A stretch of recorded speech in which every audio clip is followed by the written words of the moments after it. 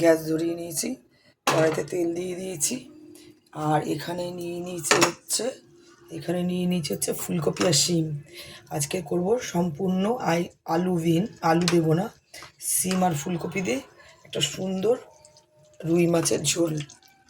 এখানে নিয়েছি মাছটা নুন হলুদ আমি আগে মেখে রেখেছি। দেখো মাছটা নুন হলুদ মেখে রেখে এখানে আছে 5 পিস 6 পিস 8 পিস মাছ, 1 পিস মাথা। আর এই মাছে দেবো হচ্ছে টমেটো, আর এখানে আছে জিরে ধনে আদা কাঁচা লঙ্কা বাটা। তেলটা গরম হচ্ছে, তেল গরম হয়ে গেছে, দিয়ে দেবো মাছ।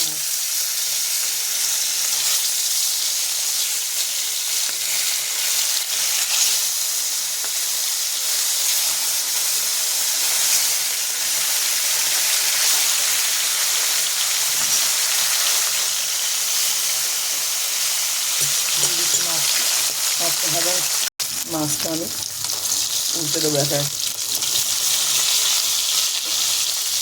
দেখো মাছটা উল্টে দিয়েছি।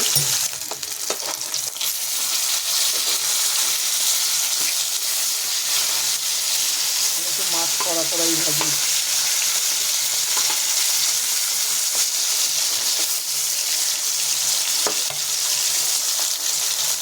মাছ হয়ে গেছে, সব তুলে নেবো। সব মাছ ভাজা হয়ে গেছে। এখন আবার আমি তেলের মধ্যে দিয়ে দেবো যে ফুলকপিগুলো কাটা আছে, ফুলকপিগুলো দিয়ে দেবো।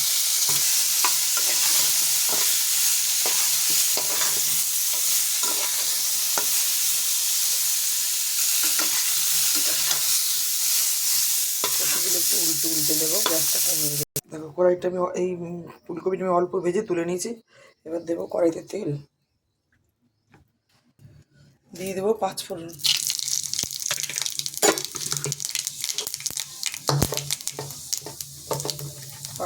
দিয়ে দেবো শিমটা।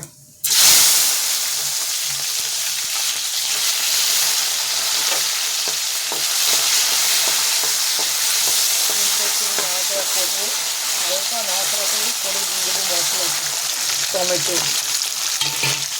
দিয়ে দেবো, জিরা আদা ধনে কাঁচা লঙ্কা। গুঁড়ো দেবো আমি অল্প, দেবো নুনটা স্বাদ মতো, নুন হলুদ।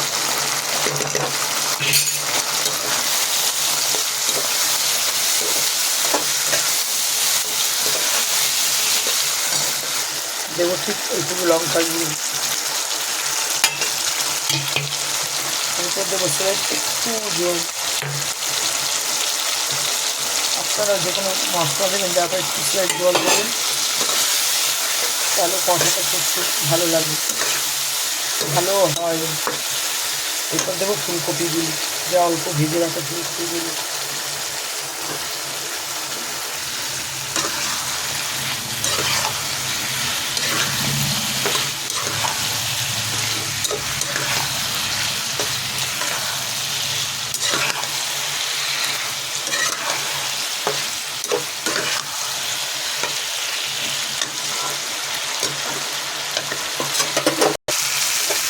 হয়ে এসছে।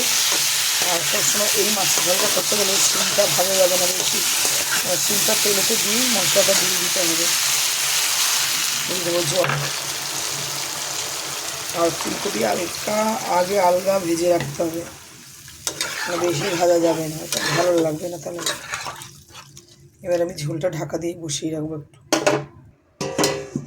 একটু বসিয়ে রাখবো। ঢাকনাটা খুলে দেখি,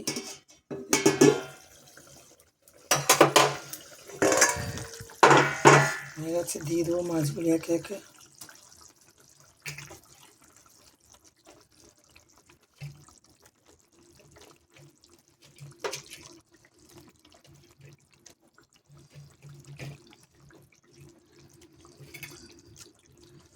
মাছটা দিয়ে দিলাম, একটু উল্টিয়ে পাল্টিয়ে দেবো।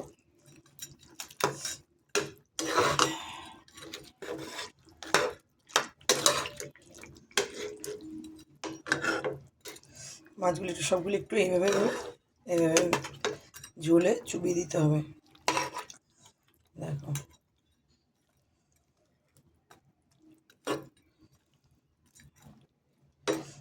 এবার আমি গ্যাসটা বাড়িয়ে দেবো, ঢাকা দিয়ে দেবো, একটু রাখা ধনে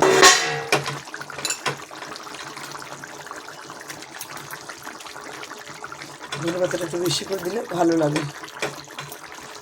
আর শীতকালে চিকনে মাছের তরকারি ধনে পাতা দিলে খুবই একটা স্বাদ লাগে। হয়ে এসছে তরকারিটা আমার। এবার আমি এটা একটু গ্যাসটা অফ করে দেবো, তরকারিটা নামিয়ে নেব।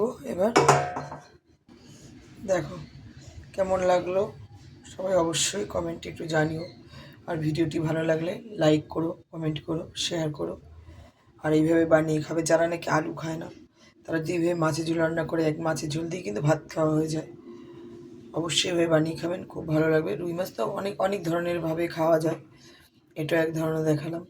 অবশ্যই বানিয়ে খেয়ে দেখবেন কেমন লাগে, আর অবশ্যই জানাবেন কিন্তু কেমন লাগলো।